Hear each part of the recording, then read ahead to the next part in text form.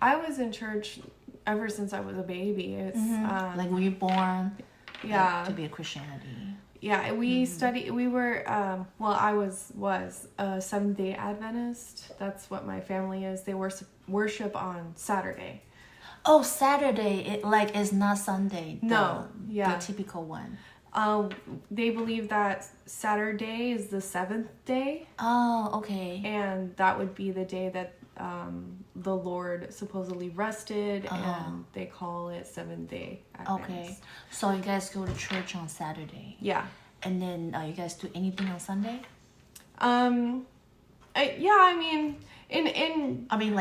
Like at church, or just no? No. Oh, okay. Just only Saturday. Just Saturday, and on Saturday in that particular religion of Seventh-day Adventist, you're not allowed to go out. You're not allowed to listen to any kind of music.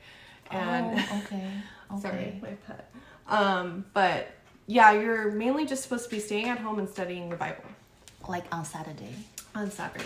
Like, do you guys do typical, sing worship songs and then listen to pastor's speech? Yeah, we do that. We listen to Bible stories and stuff like that. It's just mainly just worshiping Christ that day and just relaxing and reading the Bible. But we're not allowed to watch TV, listen to music. Okay. Yeah.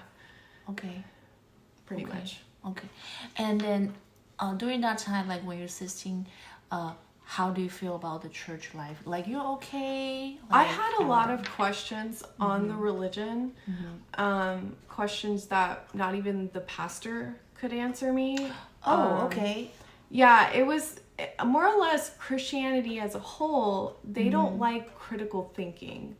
So when you ask questions such as, why did war start in heaven? Things like that. War, like a verbal war. There was a verbal war, not or,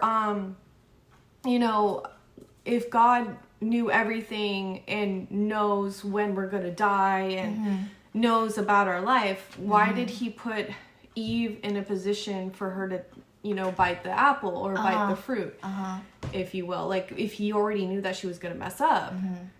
And he said something along the lines of, well, God will never mess with free will. And I'm like, but he put her there.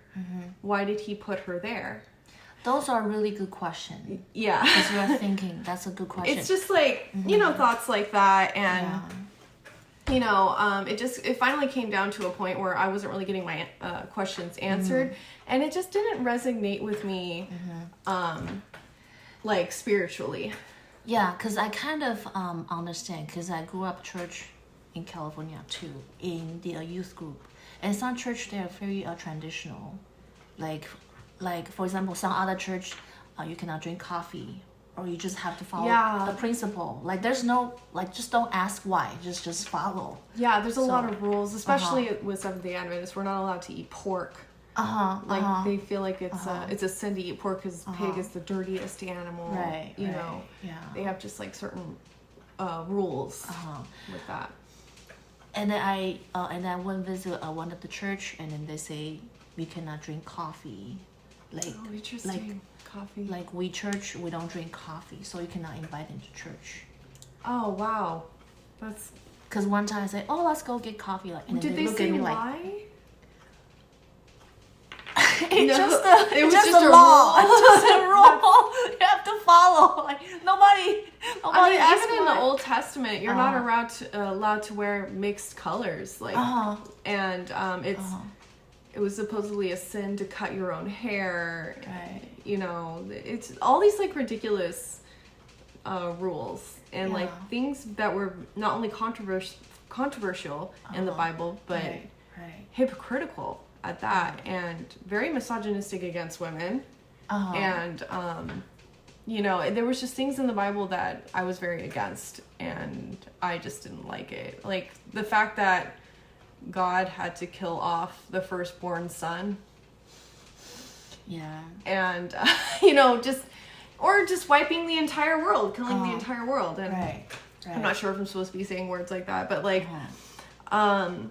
things like that. I just I I became pretty much against the Christian. I can understand how you feel. God. I can understand. You know, because how I feel is, we can only ask supportive question. Like, for example, the Bible. I don't understand this verse, and I can ask. But if I ask, why we cannot drink coffee, or why? Yeah, why? Like, I don't feel.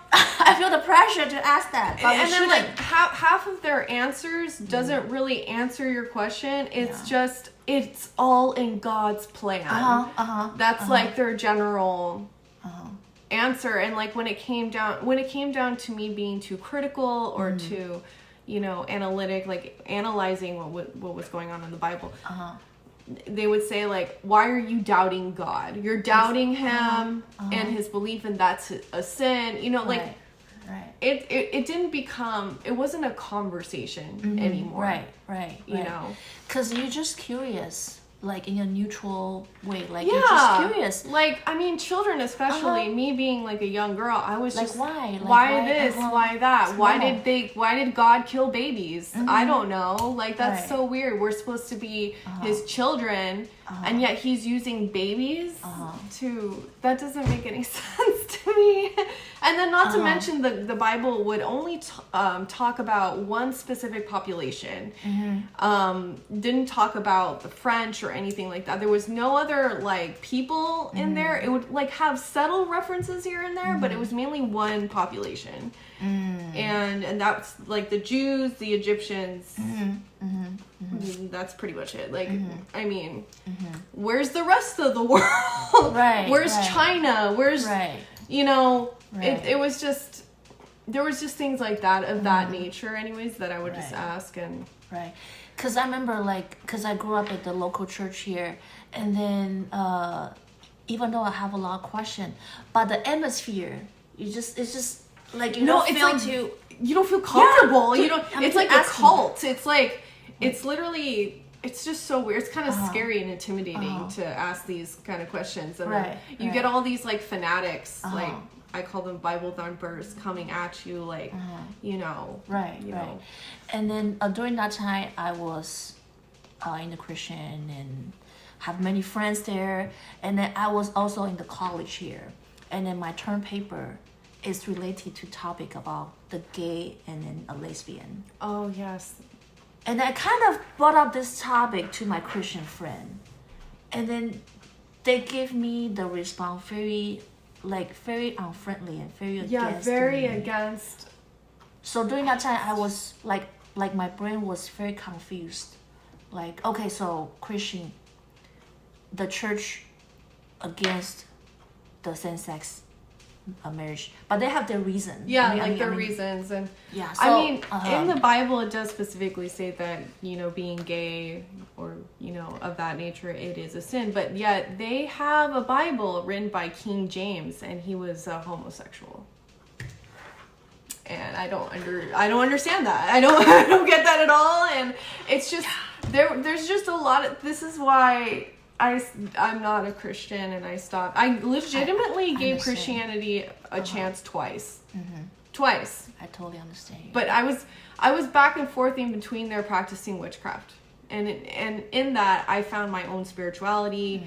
I found a more accepting religion, you know, things that I truly connected to. And with that said, like, and not to knock down Christianity, that's fine. That's what they believe in. That's okay. I just personally had a really bad experience, and it's called religious trauma, which a lot of people, I feel like, went through. I understand. Yeah. Because I totally understand how you feel. Like, we can only ask some certain question. Like, only so much. Like certain, like, I don't understand this verse. Like, what does this mean? Or a pastor, I have some. I mean, if I always tell this to Christians that especially like to nitpick the Bible, and they only pick like the good parts, and like don't really read the full context of the Bible. I always tell them, like, read the Bible from as an alien. Don't read it as a Christian. Don't read it as anybody that believes in a God. Read it as like an outside person that just got introduced to this Bible, if you will, read it from the beginning to the end, and you're gonna be like, wait, why do I believe in a God that kills people, doesn't like women, and is very hypocritical, and, you know, condemns his own children, and, you know, and like, here's the thing. They're very hypocritical in the sense of God is all loving, God accepts everybody, but then he doesn't. And when you talk God, are you like mentioning the Jesus Christ? Like Jesus Christ, yeah. Jesus, okay. And in the Bible, at least. But and that's another thing too. There's a saying that goes, "There's no hate like Christian hate," because Christians are very judgmental and very like, the only God. Yeah, this is the only God. This is my only way of religion, and every other religion is the devil. And that's what's, at least with Seventh-day Adventists, they would treat every religion as if it was the devil. Even Buddhism and the most peaceful people, they would treat it like the devil. Yeah, and I just couldn't understand that. So it's a sin. It's like a sin, yeah. Because in the Bible it says you cannot worship any other gods before me. Right. You know, right. Like it's written on the Bible. But then wouldn't that entice jealousy? So God is a very jealous God. Yeah, the pastors say that. Yeah, the God is jealous. But it's only worship him. It's a sin to be jealous. Yeah. So there was a lot of things that just didn't make any sense. And then you can't ask at church. I mean, you can't ask questions. Yeah, you can't. Yeah, with all this stuff. So it was just all this controversy, and like I've met really good Christians that understand at most what God is like, and like that God, you know, Jesus Christ forgive their sins, and you know. But even then, I find it to be very. I understand. Hypocritical, and I just couldn't do it anymore. So I was okay with when my mom was like, "You're not a Christian, you're a devil child." I was like, "Okay, that's fine." Yeah, because you're thinking, because you want to know what's going on. Yeah, you want to be a well, not any one religion is right or wrong. I feel like we're all in a sense talking about the same thing. You know, it's all in one. Yeah, one universe. It's all. Well, it's just energy is very interchangeable, and it's very like constant and ever flowing, and every other person has their own way of connecting with life and spirituality. So during that 16, did you leave the church, or you stayed, or you still go to church? I was living under my mom's roof, unfortunately, so she forced me to go to church, even though yeah. Okay. Like, did you feel any peace? Like, at least, oh yeah. I was no. Like, I was constantly on edge. I had to fake a smile half the time. It like was social with people. And they make me pray to their God that I don't believe in. Like the Bible, Bible. Okay. And then like they ask for tithings, like tithes. Like what's tithe? They ask for money. Oh, okay. Yeah, okay. A little bit. Okay. So that's how you still go to church. And then until when you totally stopped? Well, there was a point in our lives where we had to move, and then we moved to Highland Park, and my mom was more separated from her family at that point, and like not really going to church consistently. She was more or less working, and it kind of fell off from there. But as I grew older, I want to say around like 18, 19, that's when we really stopped going to the church. And it's not to say that she left the church, because she's still very much in her own belief. We just stopped going there like I'm done, like consistently. Yeah. So everyone has the power. Everybody has the power to do this. Like we don't have to activate it or anything. Like no, right? It's more. It's just believing in yourself. Always loving yourself.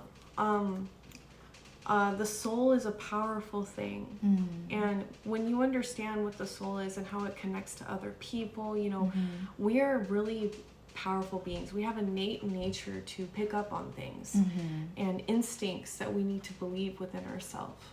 So right. That's very cool.